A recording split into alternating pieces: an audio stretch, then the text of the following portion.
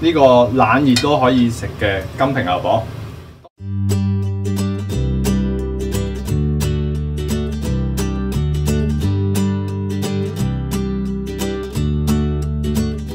Hello， 大家好啊！我哋今日 Vlog Channel 就會整一個叫做金平牛膀。牛膀個藥性好好嘅，可以有淨化血管啊、抗癌啊，咁對啲消化都會好嘅。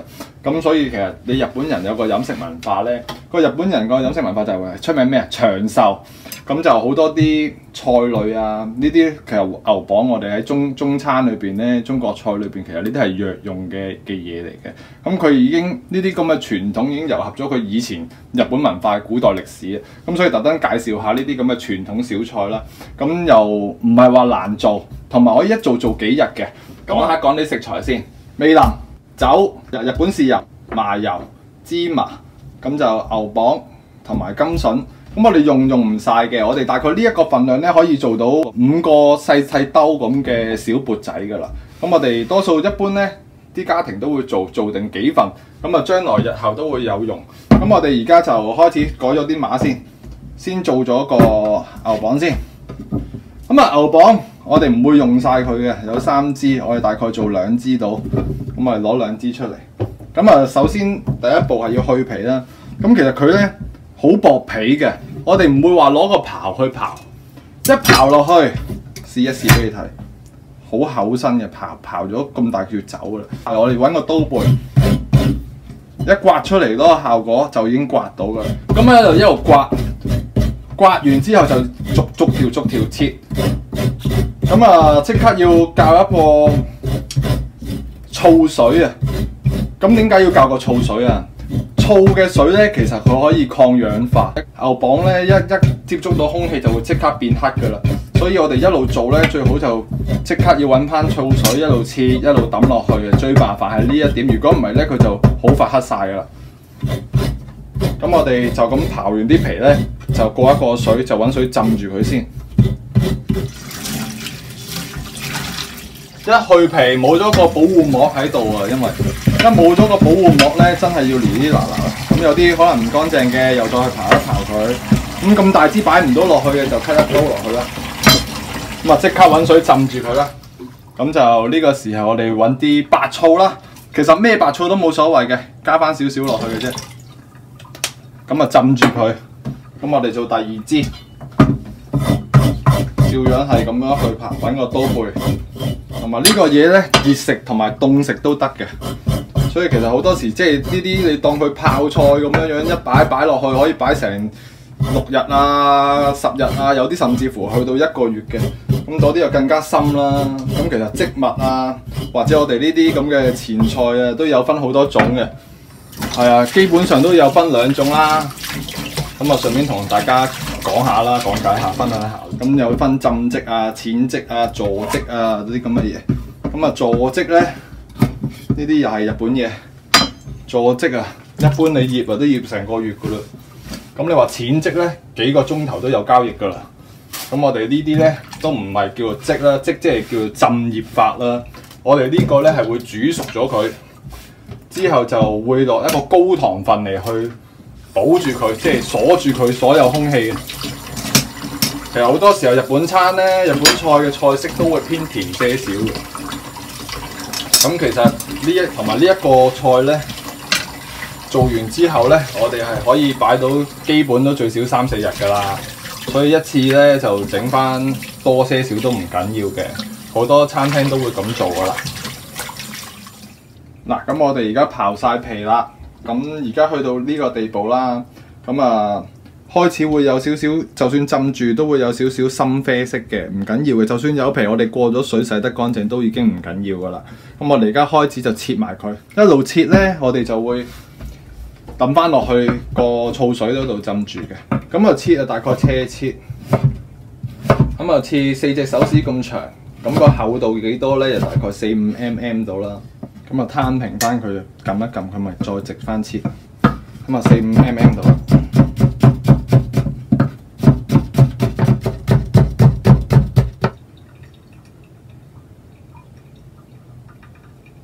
係啦，咁而家咧就玩完個牛膀之後，到條蘿蔔啦。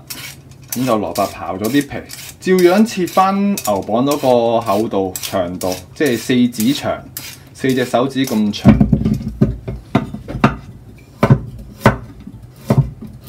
又係先切咗啲片度，之後先至再去切絲啦。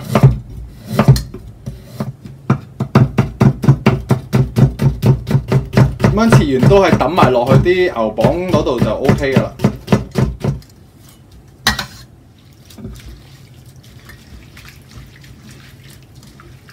好啦，而家我哋啲甘筍啊、牛膀全部準備好晒啦。咁啊，揼晒落去呢一盆醋嘅水度啦。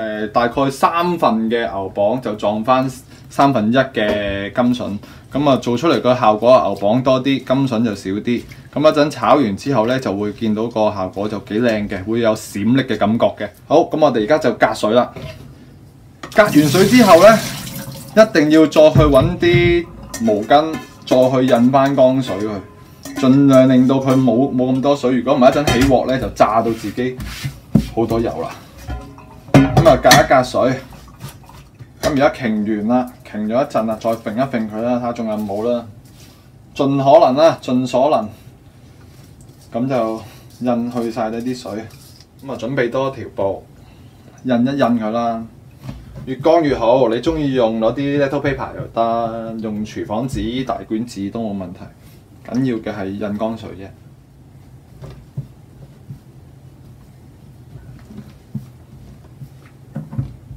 好啦，咁印到差唔多啦。咁我哋開始準備就埋鑊去炒佢啦。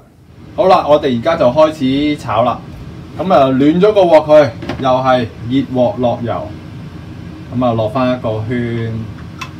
咁呢啲就擎好晒水啦，應該落去就唔會話噼哩啪啦啦。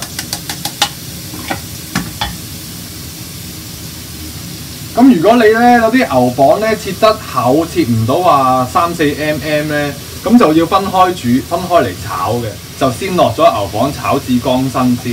咁但係我哋如果甘筍同埋嗰個牛膀差唔多 size 咧，就一齊落都冇乜所謂，因為其實我哋都係炒乾佢嘅啫。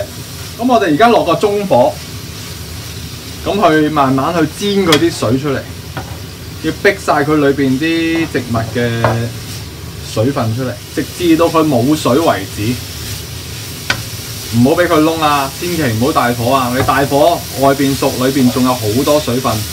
一多水嘅時候，我哋再落汁就上唔到我哋想要嘅效果，就個風味指數就弱好多。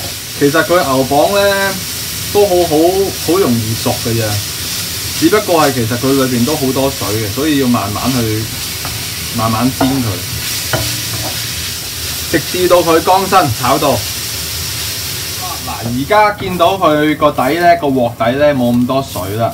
咁呢度咧，我就大概玩咗幾耐啦，不斷咁循環，揚開佢反，揚開佢反。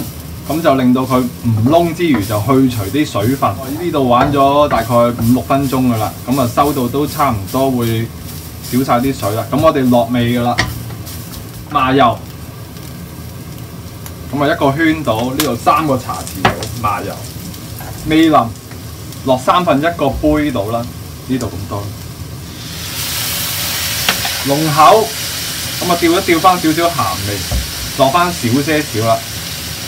咁啊呢度3-4個茶羹，咁就料理酒，同個正油一樣，都係呢個份啦，1/3個呢啲兜。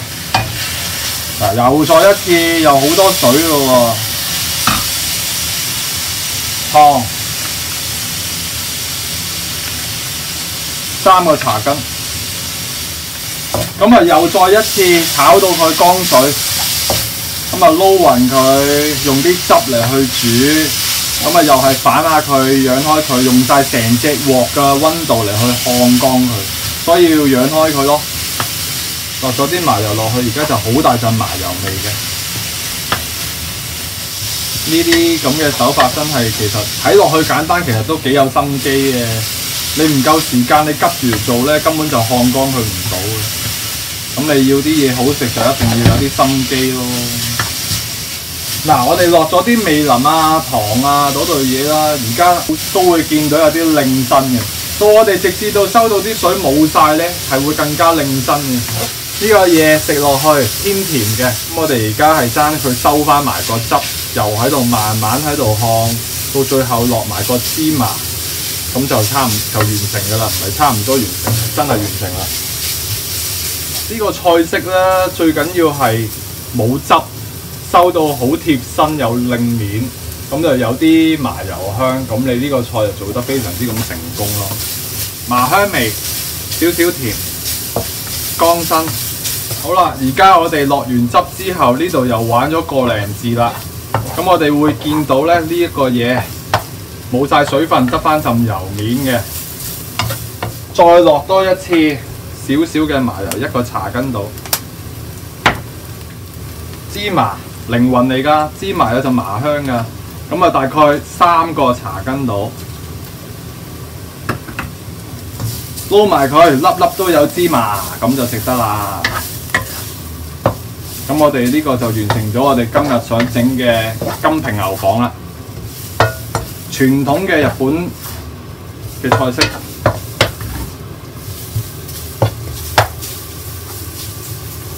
好啦，咁我哋而家起埋佢出嚟俾大家睇下啦。我個人建議呢，就放翻涼佢，擺翻入雪櫃，雪翻凍佢呢，好食啲。但係而家都唔差，只不過係好多時候咧，就算喺日本啊，都係俾個常溫嘅，你唔會話熱嘅。係啦，呢個冷熱都可以食嘅金平牛蒡。